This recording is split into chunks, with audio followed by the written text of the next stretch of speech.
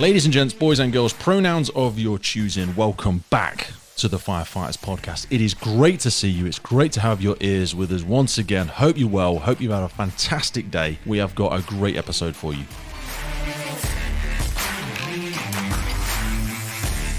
Today, my guest is my good friend Simon Ash from the global functional footwear experts that are HAIX. Now, HAIX is a German-based brand and have got a seriously passionate connection and a wonderful story to share with us about the origins of HAIX and how it is the family business that is so entrenched in the fire service, it is practically part of the fabric. But before we jump in there, let's hear from our Firefighters podcast family. A big thanks once again to our partner, Blue Light Card. Now, Blue Light Card, they work to recognise the hard work and commitment of those individuals carrying out some of the most important jobs in our community by offering members an amazing selection of online and in-store discounts at over 15,000.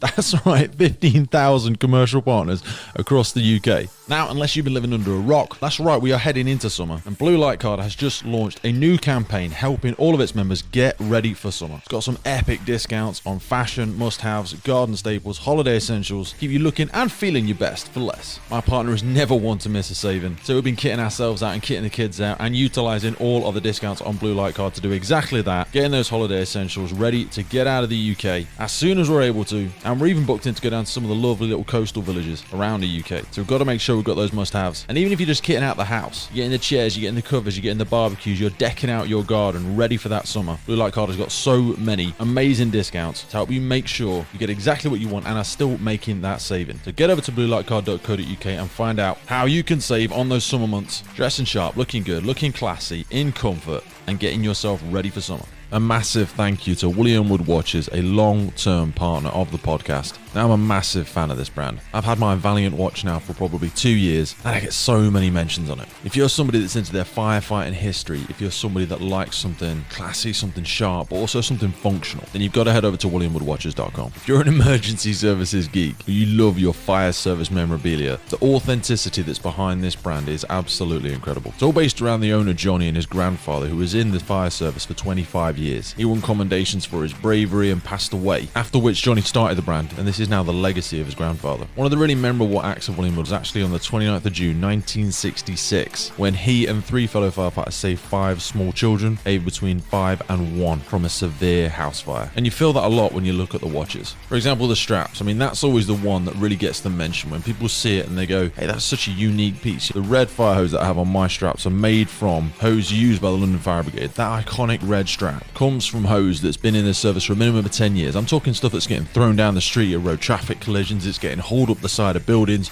You know, it's actually been in there in the thick of it. And you can see this on the markings as well. Mine's got some black markings around the edging of it, where it's obviously been impregnated with a chemical of some form at some point on an incident. You know, it's actually been out there on the front line. But I mean, they've also got it in the yellow, the green, the blue. So no matter what watch you belong to at your service somewhere across the world, you can make it personal to you. Now, the Valiant collection I've got is such a stunning piece. It's got the Super Luminova on all the dials, so day or night you'll still be able to see what you're doing, still glance at it on the middle of the night at a job and still get the time. I was also surprised when I was swimming at night the other week. That obviously works underwater as well.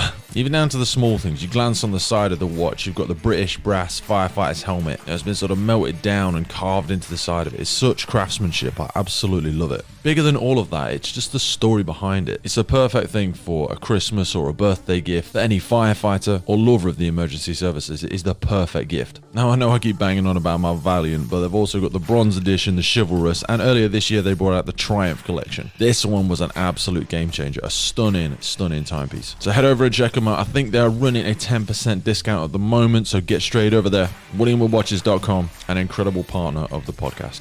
Also want to give a shout out to our media partners, the Emergency Services Times and the Emergency Services Show. We're also working in line with the Cheshire Fire Challenge and the British Firefighter Challenge. Competition's back on in the UK towards the end of 2021. All the details are in the notes for the show. And that's the names in the frames for today's episode, folks.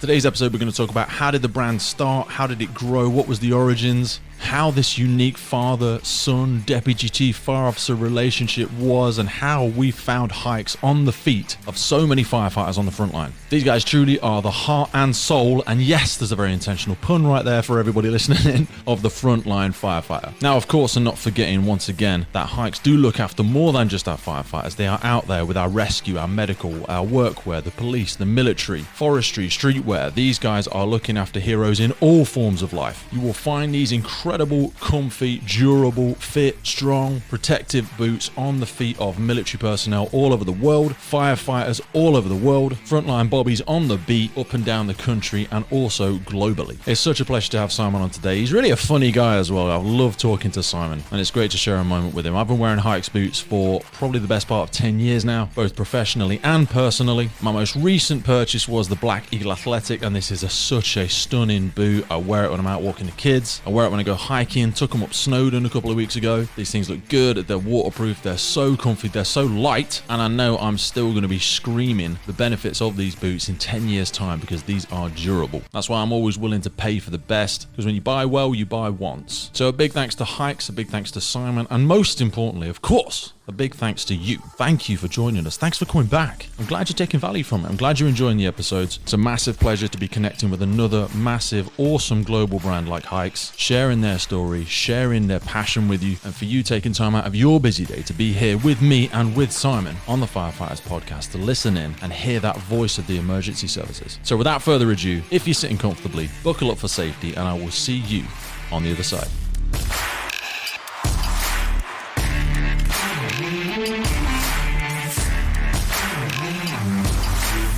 There he is. Good morning. Hello, handsome. How are you? I'm awesome, mate. Very well. Simon Ash, welcome to the Firefighters podcast. How you doing, brother? I'm very well, thank you. Good to see you. I wanted to have you on because I've going way back. I've worn HAIX for years, and obviously we've done work with the British Firefighter Challenge and stuff like that. But I was pretty, and I'll be honest with you, I was pretty naive about how far back HAIX goes. And, I've got a massive internal thing for family-run businesses and stuff like that. And I really wanted to get you on and talk about HAIX, because so many of us wear them and so many of us reference them. And I mean, the slogan, heroes wear HAIX, a lot of people love that. But I think there's a lot of firefighters out there, and I hate to say that to the sort of head of UK and Ireland sales, that a lot of firefighters don't know enough about how much of an incredible brand this is. And also, you don't just do fire boots. So before we get into it, you are Simon Ash, UK and Ireland Sales Director for HAIX, the one and only. Yeah, well, so you're building my part a little bit as sales manager, but I'll take a directorial role. Hell right. It says it on your emails. I'm joking. I was going to put CEO, but I just have to copy it, edit it out later. Yeah, but CEO HAIX UK, yeah. I am the ethos. I am the alpha, the omega. I'm the one with all the... No, I didn't put anything like that. So many companies claim to be this whole family-run business thing, but few can confidently say that as much as what is now, this global functional brand as HAIX. But I didn't realize it came from once again, humble beginnings and with a family-run business. Yeah, I mean, it was started back in 1948 by Xavier Hamel. That's where the name HAIX comes from, by the way. The Hamel, H-A-I-M-E-R-L, and Xavier, X-A-V-E-R. It's always one of those, it's a silent X, isn't it? Yeah, and the X from Xavier. So that's where the name HAIX comes from. But that was 1948, and it was a shoe factory. It was a humble shoe factory in Meinberg in Bavaria, where he was, cobbler by trade in shoes, made shoes for themselves, for other brands. And I suppose the turning point came in 1992. His son, Ewald, was working obviously within the family business, but he was also, he worked his way up to the Meinberg Fire Service, where he was the kind of deputy head. He was the deputy chief, wasn't he? Ewald was. Deputy chief, yeah. So yeah. He was kind of the bridge between the two, because it's always that, isn't it? It's hard. It's hard to find the son of a great man who is also a great man, because when your dad runs a massive shoe company like that, especially with all due respect, when something's German made, you kind of like, whether you think Volkswagen or something, it's pretty good, isn't it? It's pretty bulletproof. Do you know what I mean? China might be a bit cheaper, with all due respect. Sorry to any Chinese people listening, but it doesn't necessarily, just from the stereotype, it tends to be built to last. But when you're the son of somebody that's built something incredible like that, and you've got your own entrepreneurial itch.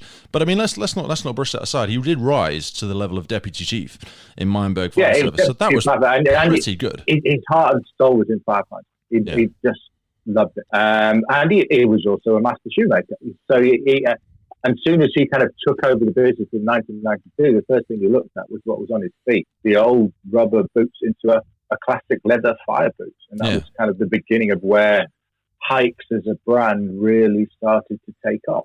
Can you imagine, though, in that time? It must have been a really controversial thing to do, because, yes, he's that hybrid passion, but also with a manufacturing background. But it's kind of like the podcast in a way. You're doubling down on quite a niche. And I mean, I know HAIX still produces stuff for military, for police, for workwear in general, but for him to step up to run the company, and then wanting to, I get we all want to put our own stamp on it, but that must have been really challenging, because he was like, I want to put a load of money, a load of investment, innovation, and market research and stuff into making firefighter boots. The old hat would have been like, we've already got something that works. Why do you need to try and ruin it? What are you trying to do? And he'd be like, oh, but I'm passionate about it. But this could have been a very different story if it were not for the tremendous success that HAIX has been.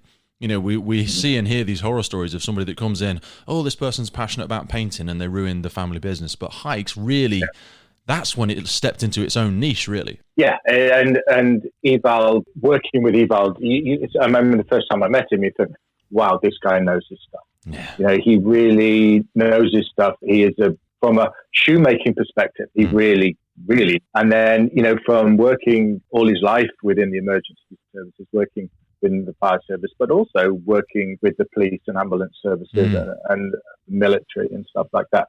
He really understood what made a difference to them with their footwear. Yeah. And I think that's the key thing. You're absolutely right, Pete. There are a lot of people say, well, it works fine. Yeah. I don't need to change. If it's not broke, don't fix it. Just keep doing what we're doing. Maybe do a bit more, because every member of the general public needs boots, they need shoes. Just keep doing that. Don't mess it up. Not this firefighter dream you've got. Yeah, and he could say, well, okay, it is working. It does okay, but it could be better. Yeah. And you could then do your job better, which was the kind of key thing to it. Is, yes, we can all make better pieces of equipment, stuff like that, but does it actually help you make you do your job better? That's it. And does it make you feel better when you're doing your job? And does it help, and particularly with footwear as well, one of the key things is keeping you active, keeping you fit, keeping you healthy. So poor footwear can be a massive barrier to so many things. At the end of a long shift. I mean, everything starts from the ground up. Do you know what I mean? From posture to performance to your attitude at work. If you're on your feet all day and you've just got rubbish pair of boots or rubbish pair of shoes, they don't fit right, the ergonomics that will offset in how you stand, how you present yourself, and how you work. If you're constantly having to compensate for shoes that just don't support you, they're not functional, they don't last, that's like the secret sauce. I mean, they say in the military, don't they? They always say, first two rules, look after your feet and look after the person beside you. I think that's pretty much the first two ones. If your feet fall to bits, we can't use you. Yeah, exactly. And we, as you know, we work a lot with the military. It's now our biggest, from a percentage-wise, it's our biggest segment as a business, because obviously you win a big army contract, that's a lot of boots. But yeah, you're absolutely right. If a soldier can't use his feet, he's no good. No. He's no good to his generals, to his his masters, and he needs to stay on his feet and needs to stay healthy. And we look at it a lot as well. If your feet are uncomfortable, your concentration levels dip, because you're thinking about your feet. You're not thinking about what you should be doing. Mate, I even think about this so I've got 3 children, and I think about this with my kids. Like, you may be skimping on the coat that they wear to school, or you're forced to buy the certain type of trousers or the certain jacket or uniform that they've got. But your shoes, you can go wherever you like to get your shoes for your kids. And I always said to my wife, I said, we get great shoes for the kids, because I don't want them not being able to run around outside, not being able to focus in class, because you're right. If you get that wrong, people don't appreciate the massive difference. And I do think most people will happily spend a bit more on a great set of footwear, because they know it's going to carry them through their entire day without seeming too obvious. Yeah, I totally agree, obviously, and I'm slightly biased. I mean, I've been working in the footwear industry for 27 years now. Right. So yeah. My wife does get slightly annoyed with me when we've been buying shoes for our daughter, and I go, yeah, well, we could get those cheap ones. However, have you thought about this? Oh, for God's sake, Simon, don't. Okay, I get it. Whatever. You pick your shoes, okay? The shoes. I'm not allowed to go shoe shopping with them anymore. And women, I mean, we're not going to vilify women, but crikey, they do choose some shoes that are not entirely appropriate either for the environment and certainly not for their general posture and their feet and everything like that. It's crazy sometimes. So how did you first come to start working with HAIX? It was 7.5 years ago. I've been in the footwear industry for a long time, and my background had been in sports footwear to start with. Adidas for 6-7 years, and Mizuno 6-7 years. Then I was at Dr. Martens doing industrial footwear. Things changed a little bit at Dr. Martens. They kind of moved towards more fashion type products as opposed to functional industrial type product. And hence, I got in conversations with HAIX, and they were looking for somebody to look after the UK market for them. Immediately, when you look at the product, I'd already referenced HAIX products when I was working my job at previous brands where, this is how to make a proper boot. Yeah. It's kind of, so you'd always reference them anyway as the product to look up to. That was the aspirational product. That's what you want to try and get to, a product that meets the requirements that they do. Do you think the emergency services sit in a strange little middle ground? Because you think boots, and maybe you think, working at a very slow, mundane pace, maybe walking through a factory or something like that. And then you think of like your background from sporting, athletics. It's all about how does it work alongside the athlete? What are the performance metrics and things like that? And the emergency services very much sit, and I include military and police and fire service, ambulance, everything in that emergency services. They very much sit in the middle ground because I always, and this might be a bit of an egotistical way to look at it, I always think of us as athletes in uniform, basically, because at times we want to look good, we want to look smart, we want to look presentable, but at a moment's notice, we need to be empowered with the uniform and the equipment and the footwear and everything else and the PPE in general that allows us to perform at our physical optimum. You're absolutely right. It's functional footwear, and that's one of the things that attracted me to kind of working in this industry. Yeah. As you say, my background was in sports. I'm getting a little bit old to be able to perform in sports these days. So I've kind of moved into kind of this market where that technical know-how is as important, if not more important, because you're not only talking about the performance elements, the kind of the cushioning, the support, the stability, but when you get to emergency services, that protection element comes into it as well. A sports shoe, it just has to perform. Yeah. Yes, you need to be protected from injuries, etc., etc. But when you get to an emergency services footwear, it needs to perform. It needs to kind of protect them from injury. But you've also got the added element where safety toe caps, puncture-resistant midsoles, cross-tech, door cross-tech, blood and body fluid resistant. Is that where Eval's sort of specialist input came into the role? Because again, I suppose he was that, you keep referring to it, as this hybrid, because he kind of came preloaded with a lot of this thought process in place, probably a very good understanding and awareness at a deputy chief level who distributors, who brands were, and how he could resource equipment, materials to ensure from a safety perspective. Because like you said, it's not just about how it feels, how it looks. It's got to be able to protect you in some fairly hostile environments. Absolutely. And, and Eval, because he came from that firefighter background, he understood that from all the other emergency services. We can sit there with our development team, with our research guys, and we can do as much research in the world. But if you're not talking to the end user, you're not working with them on a daily basis to really understand their requirements, you're not going to get it right. No. And that's what he really understood, is that if we want to do a boot for the army, for the military guys, we need to talk to the soldiers. We need to work with them. We need to do wear trials with them. We need to get boots out to.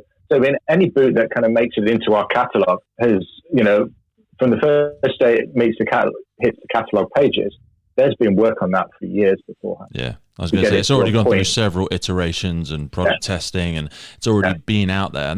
And that sort of market research, I don't see that happening with as many brands anymore, because let's be honest as well, that's not cheap.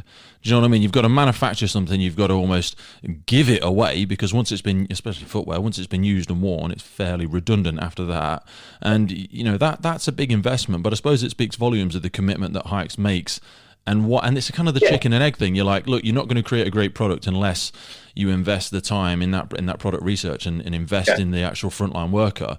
But then people are almost like, yeah, but A, I can't afford to, and B, I think I can make a great product without it. And then they fall flat on their face when they don't create a great product, and it's kind of like a negative cycle, isn't it? Yeah, and I think what we've always found important is we do what we think is right. You know, we stick to what we've learned, what we've kind of understood from the end users. Yeah. There's too much. You can see it a lot. You go to one of these footwear trade shows. There's a lot of Me Too products. There's a lot of kind of, you look at a HAIX boot and we'll go, well, we'll just make one like that and put our brand on and make it cheaper. And we see that a lot. And you know, that is a very common thing. I love that term. It's a very common Me Too products, isn't it? They just go, oh yeah, Me Too, and then just bang their name on top of it, change the color. And even you can have the best patents in the world, but it's very, very difficult. If somebody's going to go out there and do it, you almost need to have that and self-confidence to go, yeah, let them do it. It's fine. No, but they're doing it. They're copying us. Well, They're going to. That's a compliment. Well, they often say, exactly. It's a form of flattery to some extent. The fact 100%. That we look at your product and feel that we want to copy that. Yeah. And it happens. We see it a lot. We see it a lot in all the industries, in workwear, in military, in is there a lot to be said there about the sort of finite game versus the infinite game, though? Because like we've said, you guys have been around since 92 in this current fashion, but obviously 48 in the long term. So there's that aspect of people probably want to come in and go, oh, HAIX are doing this, but I tell you what, they haven't seen this pocket in the market. They try and go big, go hard, for what, 12 months? And they're like, we were the biggest boot manufacturer in 2021. And you're like, okay, yeah. And then you don't hear from them in 2023. Do you know what I mean? Whereas it depends what metric you're using. People go, we're the greatest footwear brand. What was the metric? What were you deciding on? What number of employees? How many boots sold? Profit margin? Data is very nice and can be very, very flexible when people start trying to do their Me Too brands, isn't it? Yeah, and a lot of this can be price driven as well. You know, people will do the Me Too copy product and say we'll do it cheaper, and then they start. You know, we use Gore-Tex membrane as an example for in 90%, 95% of our boots because we know it's the best waterproof protection you can get. Yeah. We've done the research. We've worked across all the different. We've looked at that and gone, no, nothing beats it. And until anything gets anywhere near it, we ain't moving. Yeah. And you know, we look at all these things and people come in, do it cheaper, and they come in for a year, they steal some market share from us, and then we go, okay. Is there a fact as well, though, that the very nature of the product that you use? I mean, you know, I've got a pair of HAIX boots that I think I got.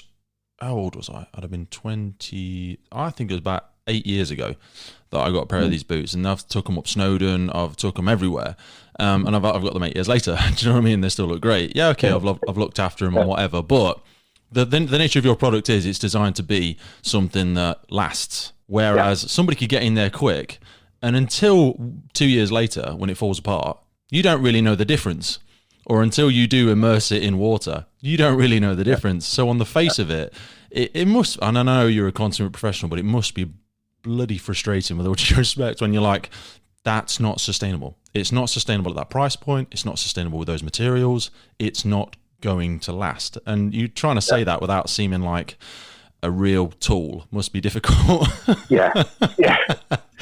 You're absolutely right. I mean, it can be difficult. I mean, and you know, we're also not blind to the fact that we're not the only people making great boots. There's lots of great boots out there. Yeah. You know, and that's where we've got to, you know, try and stand apart and do our own thing. And that's why we kind of truly believe the way that we do it is right for HAIX, is right for our customer. But yeah, it can be frustrating when you see a good customer of yours who's been wearing your boots for a long time, and again, we found an alternative that ticks all the same boxes and is coming to us at £20 cheaper. Yeah. We kind of go, okay, look at it and say, okay, it's a decent product, it's coming into you cheaper, but you're probably going to have to replace it in 8 months, 9 months time, because it will start to lose some of the quality that it's got. Whereas our boots will generally last a lot bit longer, and we give good warranties on that, and et cetera, et cetera. So it's that whole thing to buy cheap, buy twice. Yeah, and that's it, isn't it? And a lot of this can be political as well. At the end of the day, you work in a lot of sectors where people aren't necessarily, with all due respect, spending their own money, and they're in an interim role, or they're in a role for a year, 2 years, and you're dealing with people that it can be challenging because they want to look good, they want to get the best deal, and you can appreciate that. In 2010. You guys have been going for a good strong 17 years, but this is probably the one of the products that I'm most familiar with. It's certainly something I've worn operationally. You guys launched the Fire Hero, revolutionized version of the fire boot. How did that come about, and what was the big sort of game changer that made you think, right, this is the next level? Fire Hero 2 was very much, again, a passion of Eval's to kind of create the perfect fire boot, and looking at all the elements within the current fire boots that were out there and the ones that we were manufacturing, your regular pull-on fire boots, your zip and lace fire boots and stuff like that. Whereas, I think probably the most unique thing was the lacing system on that boot, where you had the 2-zone lacing system, where you had separate units of lacing, or they're all kind of merged in together, so into one holding the bottom half of your foot, one holding the top half of your foot, locking into place. So it gives the firefighter that movement and flexibility that you can. So when you are working, they feel a lot lighter as well. I mean, given that the boot feels smarter, it feels a lot lighter. So we obviously use it for a lot of the athletic endeavors that we do, because it is just so much tighter, like you said, with the lacing structure, but it feels much more agile around the ankle as well. Hence why we use it for sprinting upstairs and stuff. I think what the Fire Hero did, it kind of brought along that unique way of looking at how we build the fire boot. And, as you say, 2015, we had the Fire Eagle that came in. And for me, I joined HAIX in 2014. And 2015, we launched the Fire Eagle, and that's an incredible boot. These are great names, by the way. But, I love that. The name. I mean, I've got the Black Eagle Athletic as well, and that is just absolutely stunning. But it's so damn light as well. I was saying to my wife the other day, she was like, "Are you sure these are going to last?" Because it literally is. You're so indoctrinated into massively heavy, clumpy boots that something that's agile. And I was like, yeah. And even we didn't get into a debate about it, but I went to the extent of going all over Google and showing all these military individuals overseas, wearing these boots for years on end. And ultimately, she eventually said, how much they cost. I was like, trust me, they're worth it. They're fantastic boots. They're great. Don't ask questions like that. But no, they're a fantastic aspect to it, and I love the names. Yeah, I think you're right. I think Eval's unique way of looking at what the firefighter needed, and the changing role of the firefighter. Over the years, as you know far more than I do, the role of the firefighter has changed.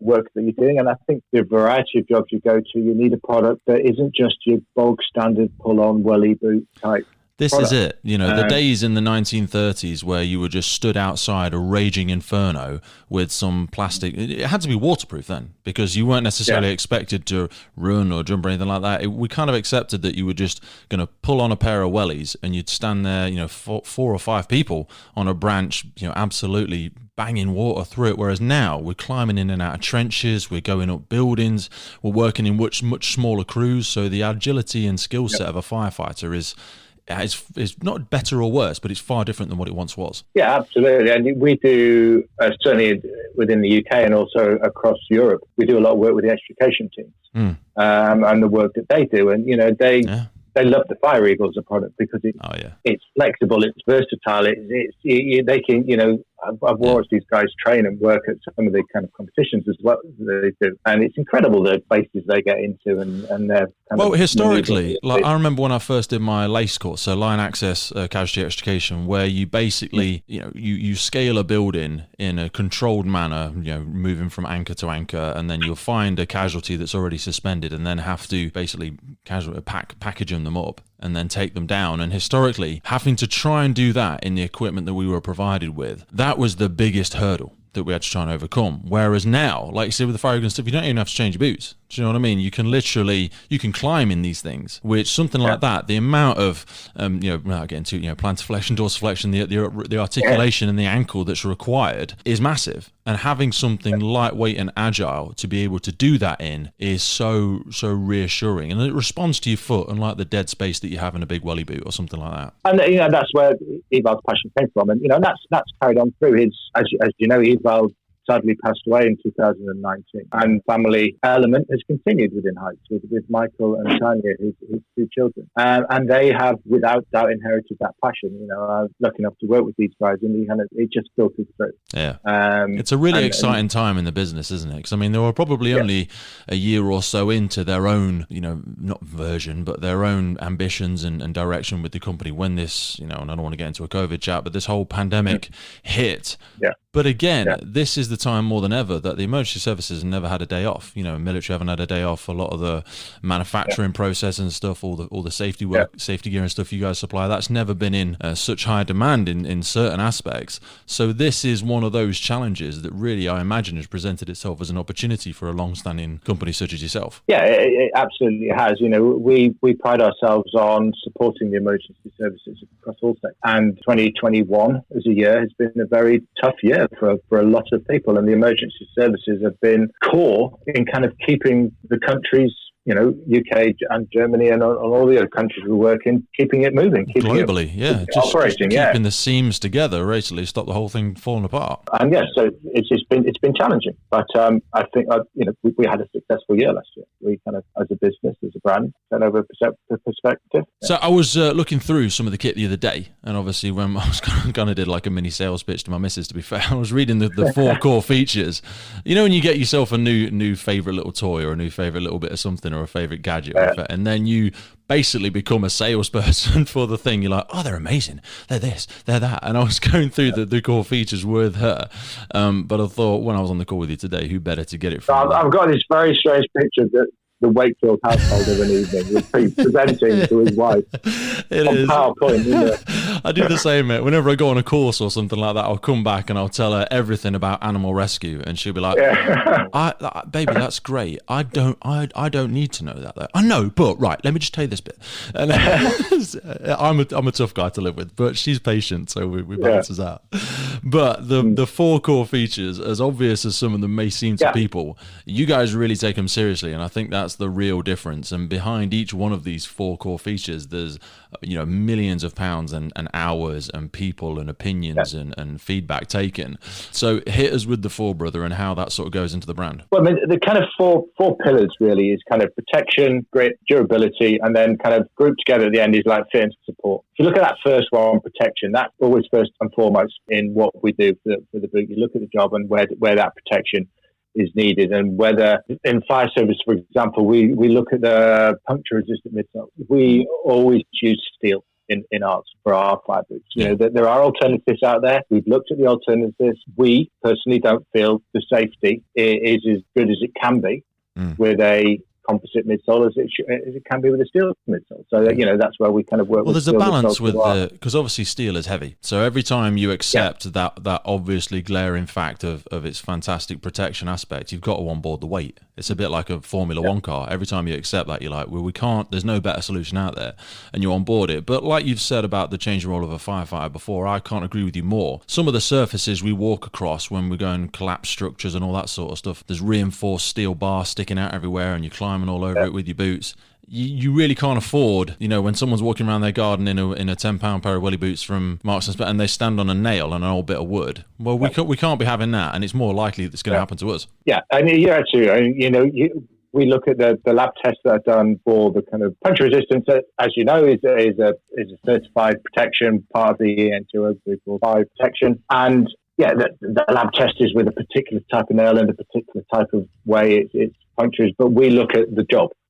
As well. We look at the lab tests, obviously, because, you know, to get the full certification, you need to make sure you kind of meet all the requirements. But then we, more importantly, look at the job and say, right, this is a better material for this job. Does it meet the standards? Yeah, of course it does. But, yeah, you know, is this the better material for the job? Because you see companies that meet standards but barely meet the standards. You know, they're just scaping through. And when I was reading about the fall protection, you know, from the amount of stuff that's always flying about at incidents and dropping out of the sky, that's an aspect that I hadn't really considered before, because you guys, it doesn't just offer sort of protection in the standard areas that you'd consider. A lot of it's woven into the entire fabric of the boot. Yeah, you know, we always say meeting the standards is the minimum requirement. It's that's your start point, and then who wants to be the minimum? Who the hell wants to be the minimum in life? That is such a low, depressing goal, isn't it? It's going to, you want to outperform everything. You look at the leathers we use. So, in our fire boots, again, as an example, we're using a minimum of 2mm leather thicknesses, and we use bull hide leather because it's a stronger composition. You can get leather, you can get fake leathers, synthetic We've all leathers. seen the handbags and the boots on the market stall, haven't we? Yeah, That say they're leather, and probably a bit of them once was, but not anymore. Yeah. They've seen something at some point in their life that may have been leather. May have been leather, yeah. Yeah. But, we walked it through a field before we killed it, yeah. Anyway. We're using bull hide leather and also in Europe as well, so we're very kind of aware of its origins. And for anybody that's ever bought a really good, pair of, if anyone's got a pair of HAIX or they've had a really good wallet, and I'm not after, I don't want to do the animal rights side of it because it's all done in a nice, humane way, but when you have got something that's real, you can genuinely feel the difference. And it's not as, it's rigid, it's not uncomfortable. Do you know what I mean? Because if you've got people think leather's quite rigid. It's not. If you've got really good, if you've actually got really good stuff, it's not the way that people think it is. Often what they've got there is a weird composite, and it's not really what it says it is. And you can, a lot of the fake leathers and stuff, or the kind of cheap leathers, you can have a cut leather with a coat on the top. Yeah. As soon as you put a coat on there, you're blocking the pores, you're affecting the breathability, and it becomes a bit stiffer. If you've got a proper bull hide leather, breathes, it moves, it works with you. It's a natural substance, so it's a much better way of doing it. And also from a protection, with the Fire Eagle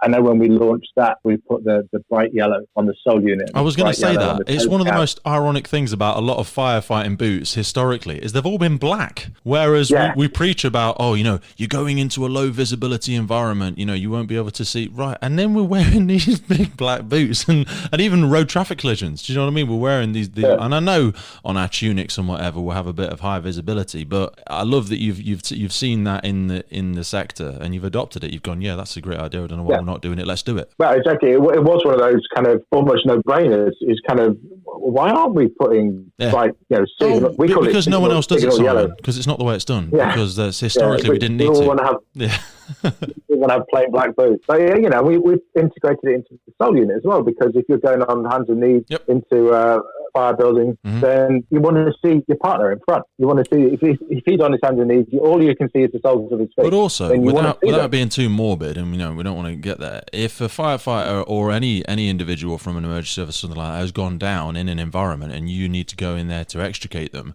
probably the first thing you're either going to see is their head, if they're facing that way, or their feet.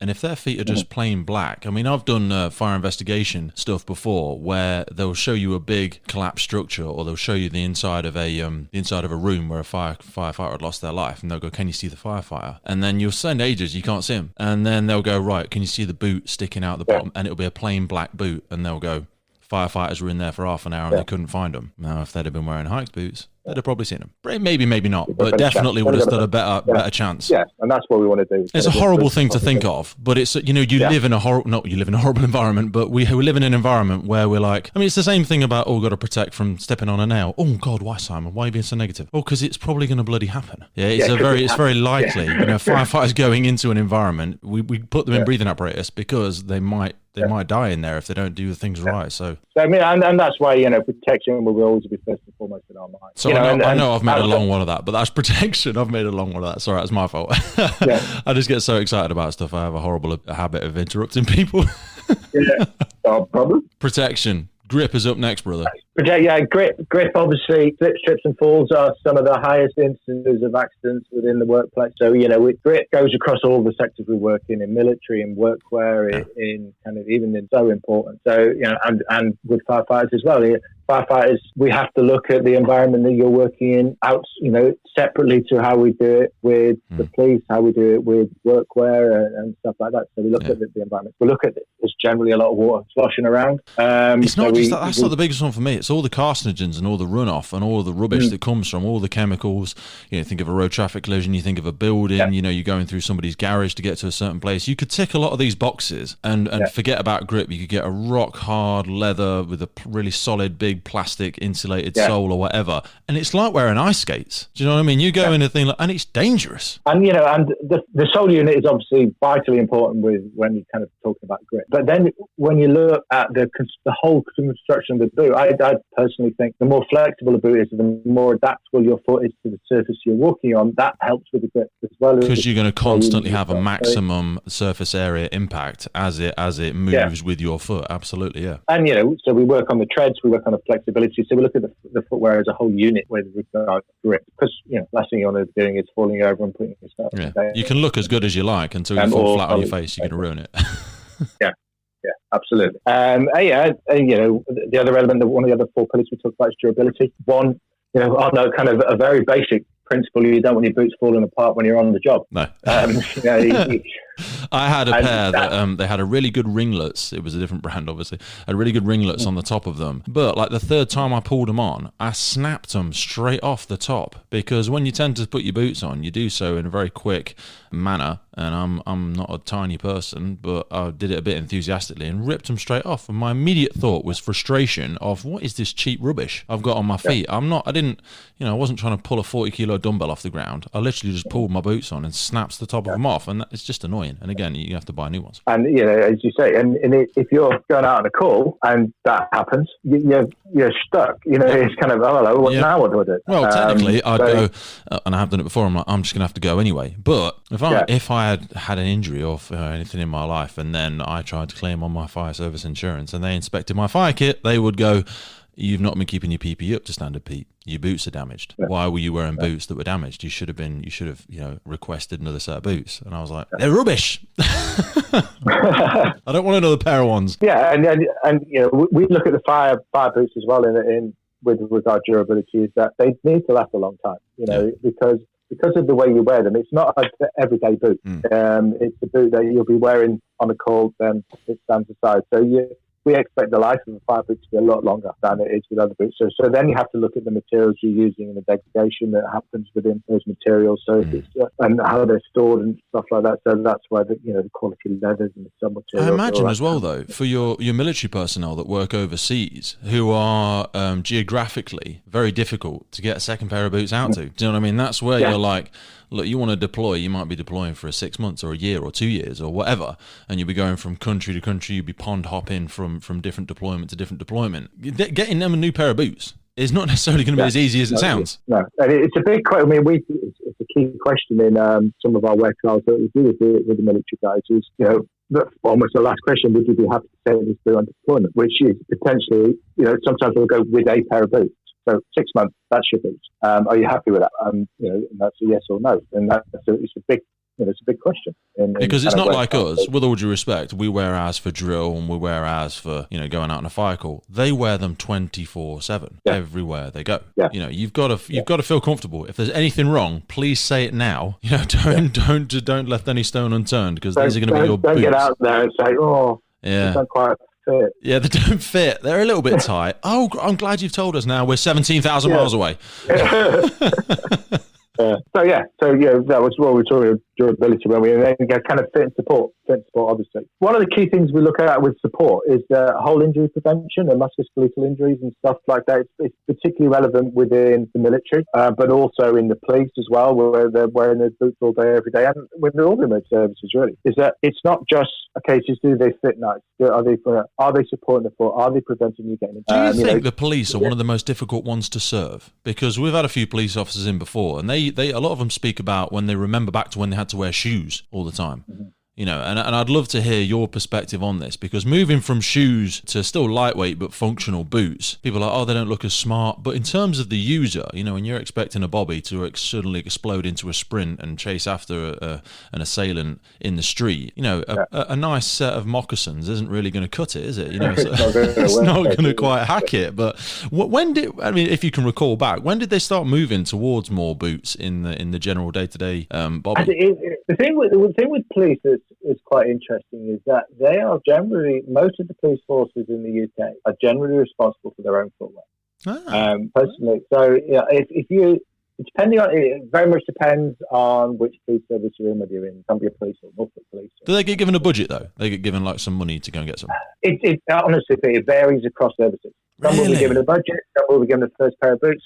If you're in a specialist unit, if you're in a firearms unit, you're a dog handler, examples like that, then you will be issued a pair of boots and necessary piece of PPE. However, your general Bobby on the beat, that's no disrespect to No, do a great job. They have to source their own footwear. They'll be given a guide. This is what you need to get, and source their own footwear.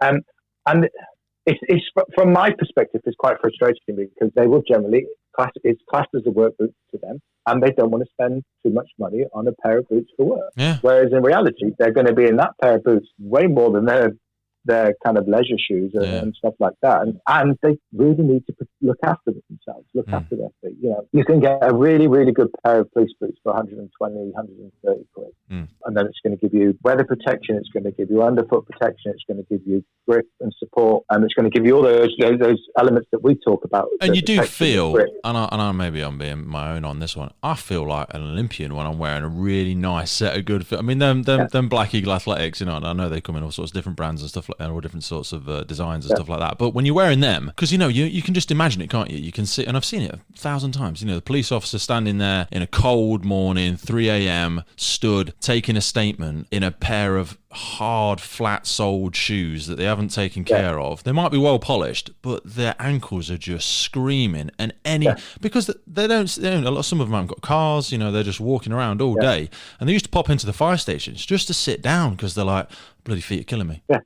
And he tells me, look, it's tough. You know, it's easy for me to sit here and say, well, just spend a bit more on your boots. You know, people haven't got the money to spend on another pair of boots. You know, it's kind of, trust me, it will make a difference. It will make a difference. And I know that when you say that, you're really calling out to the employer as well and saying, look, you want the best out of your people. You know we do. And in the grand scheme of things, you really will get. The problem is we do the old time for money exchange. You know, I'm doing a 12-hour shift today. You know what? In a 12-hour shift with somebody in poor footwear, you're probably going to get 7-8 hours of work out of them, maybe. Yeah. But if somebody's comfy, if they're warm, you know, you're going to get another couple of hours out of them, because honestly, you won't know it directly at the time, but they'll be not slacking off, but they'll just be desperate to sit down, to finish the job as fast as possible, to, you know, they're not really paying attention, because when you're talking to me, I can't think nothing but my back hurts and my feet hurt, and I'm not really listening to the person that's giving me a statement, with all due respect, and I've heard that from officers as well. So it seems like an investment, and it is, but you're going to be spending the money in additional hours of people power anyway to do the job that didn't get done in the first place because they weren't comfortable. And the lost man hours because of guys training sick. Oh, God, yeah. You know, one, you've got the cold feet element. So if you haven't got good weather protection, so your feet are wet and cold and stuff, and you know what it's like. Man. Your whole body, your immune system drops. You're picking up all sorts of kind of colds and flus and stuff like that. And then the other element, which is huge, is the lack of support in your boots. You're going to get lower leg injuries, lower back injuries and stuff like that. And the lost man hours.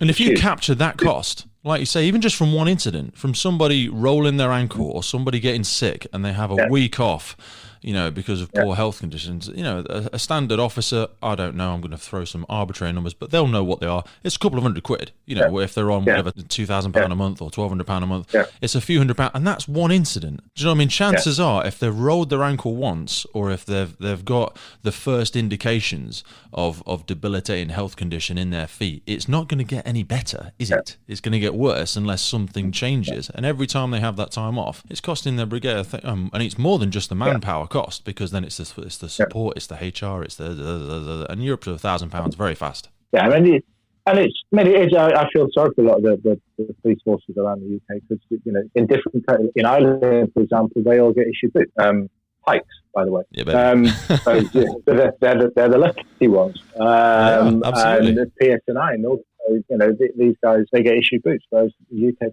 police services, some do. You know, it depends on the role you're in. Some roles do, but then a lot don't. No. And you know what? I know you don't necessarily find it hard to say that, because you do say it to a lot of companies. But if you provide the best thing in the market, is nothing. You'd almost be a disservice to somebody not to tell them that. So, you know, it's just being honest, and, you know, through methods of like talk for us having this conversation today, it's the only way people are going to know that these things are out there, and they hear a little bit more about, oh wow, I didn't realize I could request that, because I just got given these shoes or got given these boots 6 years ago, and they're absolutely killing me. Do you know what I mean? I don't think I can keep doing the job. I need to find an office job just so I can sit down. Whereas it's not that they don't enjoy the job. They join the job out of passion and out of a desire to make a difference. But if you don't provide them with the right equipment, they ain't got the tools to do the job. No, we see that a lot. We work quite a lot in the utilities industries. Yeah. So with the kind of power line generation companies and stuff like that with the linesmen.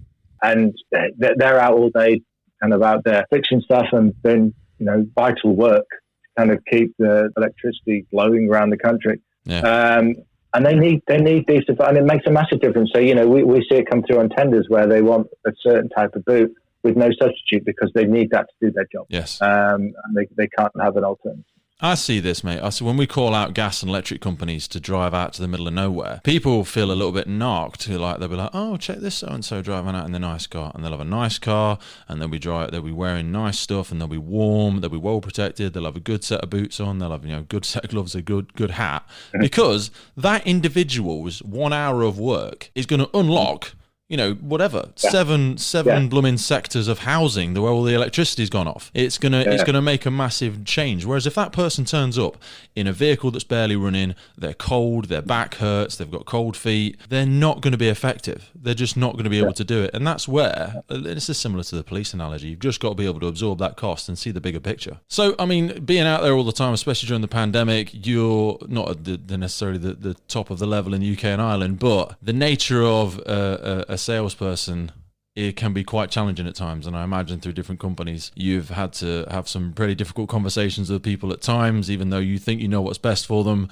I wanted to ask you on a personal note, mate, what sort of motivates you to keep pushing yourself and making the brand better every day? I think it's a satisfaction thing. So one of the nicest things I always hear is that you get somebody a pair of boots. So you'll give somebody a pair of trial boots, and then a few weeks later they'll come back to you and go, "These are by far the best boots I've ever had. Thank you." It's like night and day.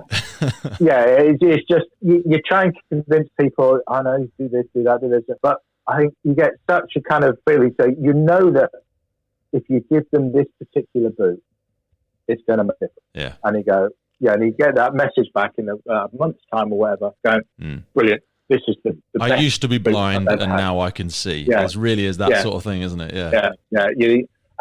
Whereas in some industries, you kind of think, well, people tell you there's no such thing as a waterproof boot. That's just because they've never had a waterproof boot. Yeah, and you can understand them saying that. Do you know what I mean? You can. It's like something without being too extreme. It's like somebody saying all men are violent. Well, if they've only ever been in violent relationships, then they're going to believe it. If they had a violent partner, violent father, violent whatever, they're absolutely right. In their experience, the way they've been treated, the things they've been exposed to, that's all they're ever going to believe. Yeah. But until they're introduced to something like yourselves, they're not going to know. If they don't know, they don't know. Some people have probably never been treated with the right respect to be given the right set of footwear in their job. Yeah, exactly. And it's quite common where people say, well, these boots kept my feet dry for maybe a couple of months, and then obviously they start leaking because no boot can remain waterproof. It's just not wearing the right boots.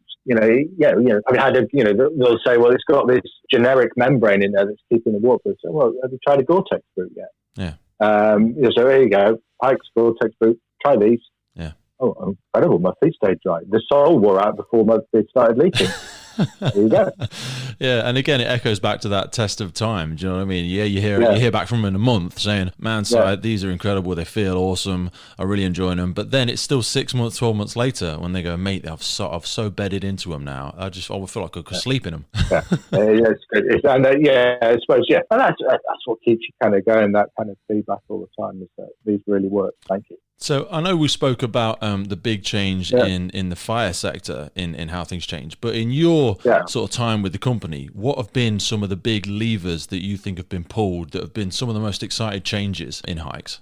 I think it is when we introduce new products that do really make a difference. So, like Fire Eagle within fire. So when we launched Fire Eagle in 2015, that made a massitive difference. And the Black Eagle lines, you mentioned it yourself, you've had these lighter. Mate, they're really nice.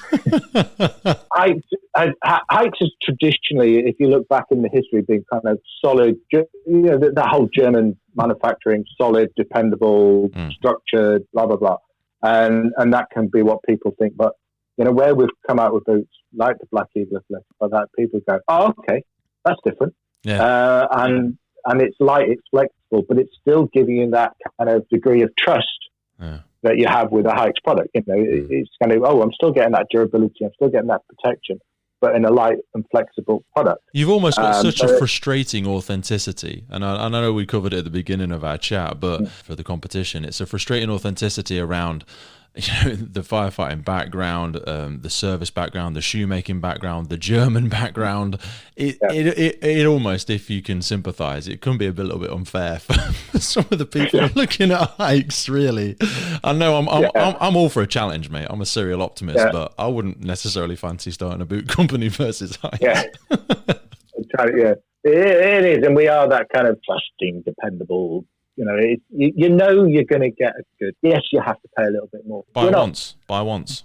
Yeah, exactly, and buy somebody you can trust. And we're not way more expensive than everybody else. We're possibly, really we're the kind of same. We're at high level price, and there are other brands at high level price. So do you want quality or not? Do you know what I mean? You pay peanuts, you get monkeys. At the end of the day, it's just the way it works, isn't it? So as we're moving into 2021 now, as we're sort of getting right into 2021 now, and we're moving out of this pandemic, services are changing. The structure of the military and the police and the ambulance service, and certainly the fire service, seems to be changing all the time. Not in a sporadic fashion, but there's so many needs that need to be filled out there. I wanted to know, how does HAIX see itself working alongside the emergency services and our military and frontline workers? What are some of the biggest goals for HAIX in 2021 and beyond? It's very much kind of delivering, as always been, it's delivering solutions. It's kind of finding where there are issues, but also thinking beyond that. We're working a lot more with the health of the worker and the health of the guys,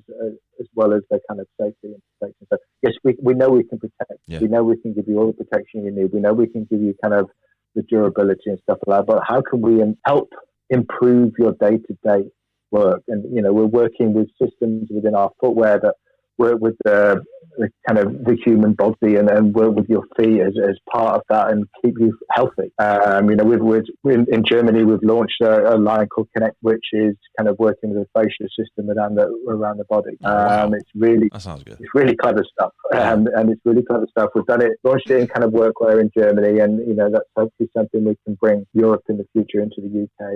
And look, mate, when you need some product testing going on for that, be sure to shout out. I mean, the Team GB Firefighters will be all over that. I always say to people, and I'm sure it's not just the fire service, but when we get a new piece of equipment or something delivered to us, we're like, oh no, it's not been firefighter tested yet, because we will break things. We just break things. We just go, oh, I wonder if you can do this with it. I wonder if we can do that with it. Or what and you give them a new pair of boots, and they go, they're the sort of people that go, yeah, I went up Snowdon in them on Sunday. Not the sort of person that goes, yeah, I went for a walk around the park and they felt comfortable. They felt nice. These guys are like, yeah, we went in and out of lane, and we did a bit of open water swimming, and then we went up the mountain. And you're like, okay. So they work then. It's been great. It's been really good actually working with you guys from the Firefighter Challenge thing. It's because you're absolutely right. You give honest opinion. Oh yeah, that's it, isn't it? There's no sugarcoating. If something's not working, you let us know. Yeah. Which is great. That's exactly what you need. But and I bet you get that from the military and the police as well. Versus, with all due respect, some of the workwear sector, with the greatest of respect, there's some more corporate brands there that have to give structured feedback where we'll just be like, mate, these are rubbish. The lace is snapped. Si, the lace is snapped. What am I supposed to do with this, brother? And he'll be like, all right, mate, that's good. Yeah, I like your style. Send me a photo. Send them back to us. We'll have not that it's ever happened for us, but that's it. You get it really blunt. You get it straight up. And that's the best way to evolve. If you can't take the truth for people out there, then... Yeah, that's the only way to improve it. You kind of look and learn and listen. 100%. And I don't know if there's an aspect of German in that as well, because with all due respect, I've lived with a couple of Germans from time to time, and they can be quite blunt at times as well, but that's why they often get things right. And if they make a mistake, they tend to only make it once. Do you know what I mean? Because they're happy to learn quick. There's nothing wrong with making mistakes, just don't do it again. Yeah. I love it. When we talk about, the history with HAIX and stuff like that, I know one of the questions that you looked at is the proudest moment working within HAIX. I mean, you've done so much across the sports sector and everything like that. I wanted to sort of close by asking you, what's your proudest moment in working with HAIX? And it's been a hell of a journey, really. It has, yeah. I mean, I joined in 2014, new to the brand. I'd been with other brands in the past. And, I knew HAIX because we'd referenced them as kind of good products in my previous work. I didn't really get how big they were in fire, because at that point we weren't doing much in fire. And then 2015, I went to Intership, the big fire show, and I saw the stand that we had It's nice, isn't it? And yeah, two-story stand with a bar, and the interest we got and the people crowding onto the stand and the excitement and the euphoria coming from that market. And I suddenly kind of thought, okay, this is what HAIX is all about. This is special. And, I remember standing on the top floor of the stand, looking down at all these people queuing to get a backpack. In the mornings, we would give away a backpack, a free backpack, and people would be running into the hall to get one of these backpacks. Straight past all the people with leaflets and all the other brands. Yeah, where are they going? And that's where I kind of stood there going, oh, okay, I get this now. Yeah. And that's where it's where you felt really proud to be part of that brand. Yeah. It's like, okay, this is one. This is a special brand with a special, and I think that's where you could see that real connection between HAIX and the firefighter community. 100%. And you kind of thought, okay, this is special. And then for me, it's also then working with you guys with the fire services around the UK. You kind of think, it's a special community. It is a really, really weird one. I feel like we strike the balance really well because I have the utmost respect for all of our military personnel and stuff like that. But sometimes they're awfully serious, which is good because they do a very serious job. And we do a serious job as well. But there's something about the fire service which is a 50-50 blend, or maybe a bit more of a blend of discipline, but also a lot of banter and also a lot of passion. We do a great job and we stand for something really morally good in our communities, whilst I suppose our military protect us more overseas and against some harsher people that are out to get us. But the fire service is that neighborhood fire service, passionate, bit of discipline, do a great job, high standards, great kit. And you're right, mate, and that's the whole thing of the podcast. It's that fire service family. And, we referenced it right at the beginning. HAIX is the firefighter family business. There's no two ways about it. Yeah, it is, and I think I feel really proud to kind of work alongside you guys. It's kind of been an eye opener for me, kind of looking at, and now it's weird. Every time I see a fire engine go past, a little bit more extra respect from my side, having worked with you and understood the job that you do a lot more than I did before when I was looking at it from the outside. So. And it's greatly appreciated, man. I mean, the fire service was here long before you and I, and even all the HAIX family, and it will be here long after. But whilst we're here, I feel very proud and honoured both to be sharing a chat like this with you, but also to be aligned with people that are really trying to make a difference for the short period of time that we are here and that we're given an opportunity to leave things better than we found them. Beautiful. Good stuff. Simon, thank you so much for taking time out of your busy day to be here with us today, my man. It's greatly appreciated, mate. I really look forward to hopefully seeing you again, either at the Emergency Services show or at the BFC or a little bit later on across the pond somewhere, no doubt. Pouring your passion into somebody. Definitely. I mean, we're going to be at the Emergency Services show. We'll be at the British Firefighter Challenges. We'll be at the Firefighters Championships over in Germany and around. So I'm sure our cross will pass again. I'm coming there, brother. We will get a drink together and we'll get a big hot dog somewhere, I'm sure. And I fully expect any of these international competitions, the GB Firefighter team aren't winning. Oh, I know, mate. Honestly, this is a good year for us. Love it. Beautiful. Thank you, my good man. Send my love to the family. All right, mate. I look forward to speaking to you soon. Thanks, mate. Cheers, mate. Take care, son.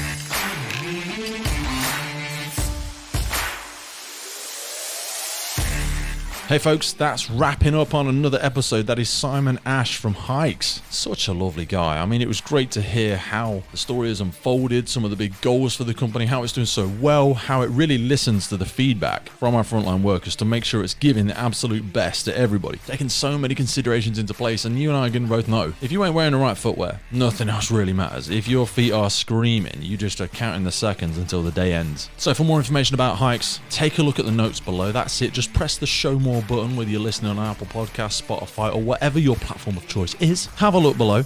You'll see the HAIX website. Go over, take a look.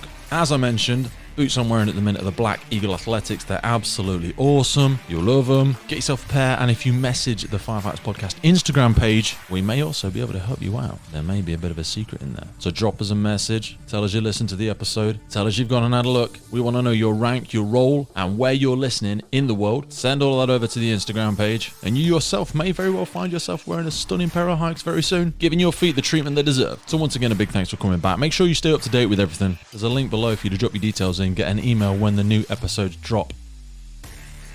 This is your opportunity to be the first on scene, at the tip of the sword, finger on the pulse, getting the latest hot off the press. So drop onto that link, get notified when new episodes get released. There's also an opportunity for you to show your support for the Firefighters podcast. So all that's left is for me to say thanks for dropping by. Hope you're happy, hope you're healthy, hope you took some value away from today's episode. Please look after yourself, look after each other, stay happy, stay healthy, stay hungry, and stay tuned. We will see you back again right here real soon on the Firefighters podcast.